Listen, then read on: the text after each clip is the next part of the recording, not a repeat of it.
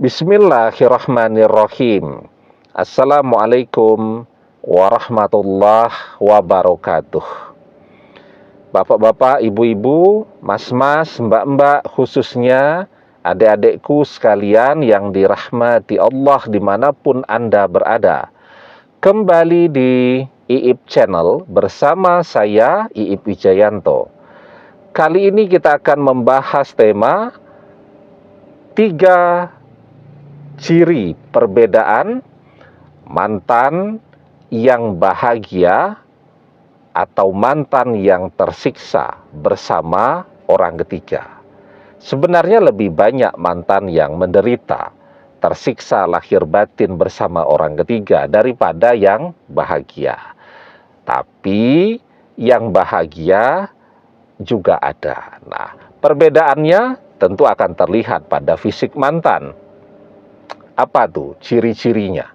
Yang pertama, kalau mantan bahagia, maka fisiknya itu akan terlihat lebih gemuk ya, berisi, glowing, terawat, bercahaya, awet muda. Nah, itu. Sementara pada sisi yang lain, kalau mantan itu menderita, maka dia terlihat kurus kering, kisut, kerutan di wajahnya ada di mana-mana, uban bermunculan, ya, dan mantan terlihat jauh lebih tua daripada usianya. Jadi baru pisah dengan kita beberapa bulan, artinya baru bersama orang ketiga ya beberapa bulan saja. Tapi mantan sudah terlihat mengalami penuaan yang sangat dini. Artinya menuanya cepat sekali. Ya, daripada saat masih bersama kita dulu. Nah, jadi itu ciri yang sangat terlihat pada fisik mantan, ya. Artinya apa?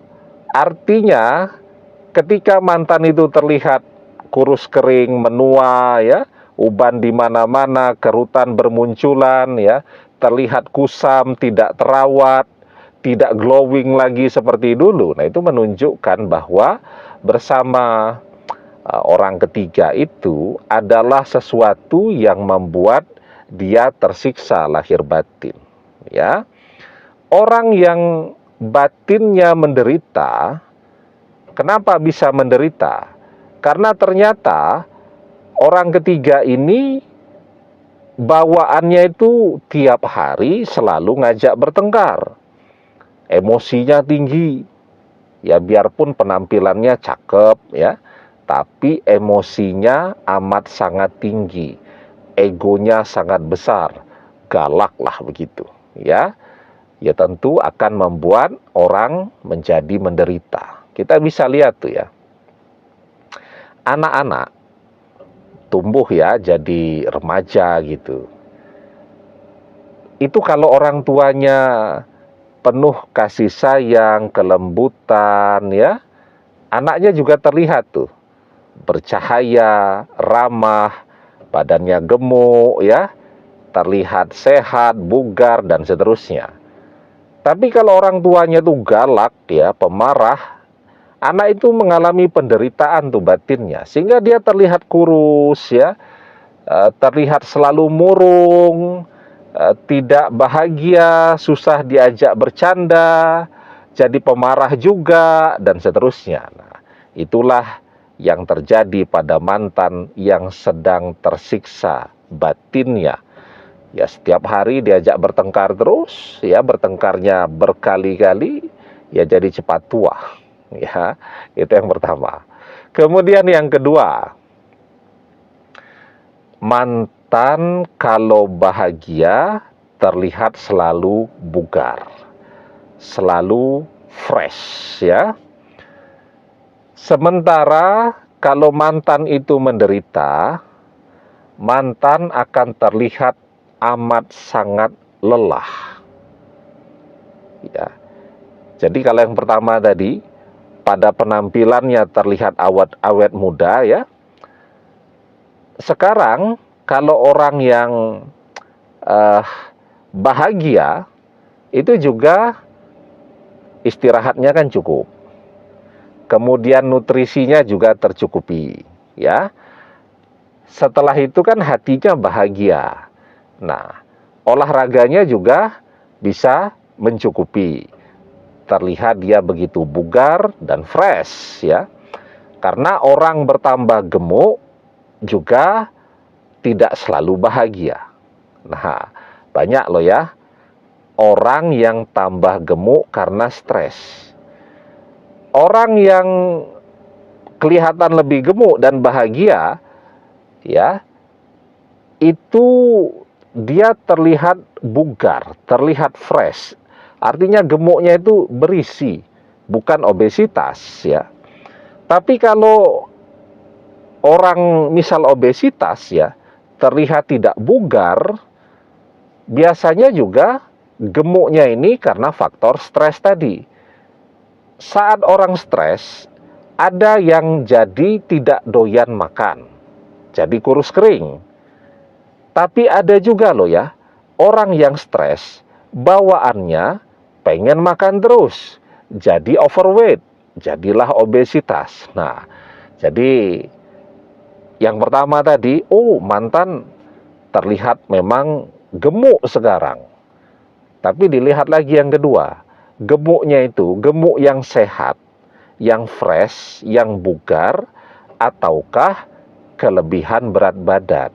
Nah, itu perbedaannya yang kedua. Tetapi ketika mantan memang terlihat kurang istirahat, terlihat kelelahan, dan seterusnya, yaitu menunjukkan memang mantan tersiksa batinnya bersama orang ketiga. Kan ada ya, orang mencari misal pasangan ya, misal seorang wanita nih, dia mencari seorang suami, menikahlah mereka, ya. Ada kan suami yang betul-betul diopeni, dirawat dengan baik, setelah menikah terlihat lebih keren. Nah, tapi ada juga tuh suami yang diposisikan sebagai pembantu, ya. Setiap hari bersih-bersih rumah, ya, habis itu berangkat bekerja, belum lagi kegiatan di kampung seabrek, ya, Sabtu Minggu tidak bisa istirahat karena ada kerja bakti, ya, kerja baktinya juga yang berat-berat, ya. Kan ada tuh kalau kerja bakti itu ya bersih-bersih sajalah, nyapu-nyapu gitu. Tapi ada juga tuh kerja bakti misal bangun jalan, ya, buat jembatan, biarpun jembatan yang kecil-kecil itu ya. Kemudian apalagi itu, macam-macam itu ya. Bayangkan saja tuh, kalau orang bekerja dari Senin sampai Jumat dia bekerja, kan filosofisnya hari libur itu untuk istirahat, untuk piknik, rekreasi. Balik ke rumah, ya, kerja baktinya macam-macam, ya, betul-betul membuat orang jadi sangat menderita. Nah, jadi ini suami ini tetapi difungsikan sebagai pembantu. Ya, dia sendiri bekerja, tapi juga sekaligus harus antar jemput anak sekolah, ya.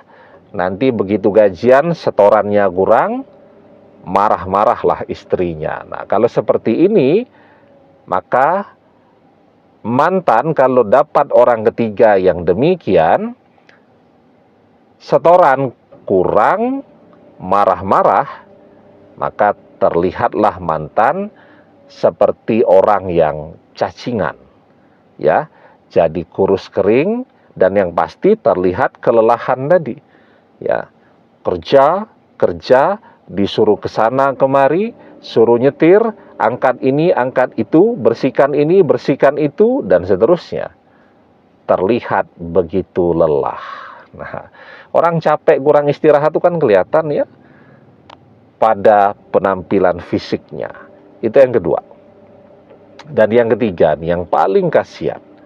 Tapi sebelum kita bahas lagi lebih jauh yang ketiga, jangan lupa ya, yang baru menemukan channel ini untuk memencet tombol subscribe dan menyalakan lonceng notifikasi agar Anda selalu mendapatkan pemberitahuan video-video terbaru dari channel kesayangan kita ini. Dengan subscribe, doa-doa kita selalu terhubung, sehingga kita selalu bisa berdoa bersama-sama ya. Dan jangan lupa subscribe itu gratis ya. Nah, kemudian yang ketiga nih, yang paling kasihan. Kalau orang bahagia, jadi sehat tadi. Ya, karena pikirannya juga sehat. Tetapi ketika orang stres, otomatis kan akan berdampak pula kepada fisiknya. Jadi daya tahan tubuhnya turun. Mudah tertular berbagai penyakit menular. Jadi sakit-sakitan dan seterusnya. Nah, ketika mantan bahagia, ya jadi sehat tadi. Ya, produktif, tiap hari juga muncul di media sosialnya. Terlihat bahagia, bugar, dan seterusnya. Tapi kalau mantan menderita, batinnya bersama orang ketiga, tersiksa batinnya, jadi sakit-sakitan. Ya dikit-dikit postingannya cerita ya, misal hari ini lagi ndak bisa jalan karena rematiknya kumat ya, atau hari ini lagi batuk ya, tidak bisa berangkat kerja, lagi pilek, tidak bisa berangkat kerja, dan seterusnya. Ya isi postingannya seperti itu terus. Nah, itulah perbedaan antara ketika mantan bahagia yang jumlahnya sedikit dengan mantan yang menderita, tersiksa batinnya bersama orang ketiga yang jumlahnya sebenarnya sangat banyak ya. Ya yang penting sekarang ya, ketika kita memang mencintai mantan dan menginginkan dia kembali, doakan yang baik-baik untuk dia. Yang lebih penting lagi, doakan dia sadar ya. Karena apapun ya, ketika mantan pernah mengkhianati kita, itulah yang membuat doa-doa kita untuk mantan menjadi mustajab. Sehingga insya Allah apapun yang kita inginkan akan terjadi. Kalau kita pengen dia sadar dan balik, maka dia akan sadar dan akan kembali. Tapi kalau kemudian kita doakan yang jelek-jelek, yang buruk-buruk untuk dia, ya artinya beban hidup mantan menjadi bertambah-tambah. Sudahlah dengan orang ketiga dia menderita, ditambah lagi kutukan dan doa-doa yang buruk dari kita, jadi double penderitaan mantan. Ya, wattaqi da'watal mazlum fa innahu laisa bainahu wa bainallahi hijab. Takutlah kepada doa orang yang terzolimi, karena sesungguhnya tidak ada hijab, tidak ada pembatas antara dia dengan Allah. Demikian, semoga bermanfaat. Wallahu a'lam bissawab, billahi taufik wal hidayah. Assalamualaikum warahmatullahi wabarakatuh.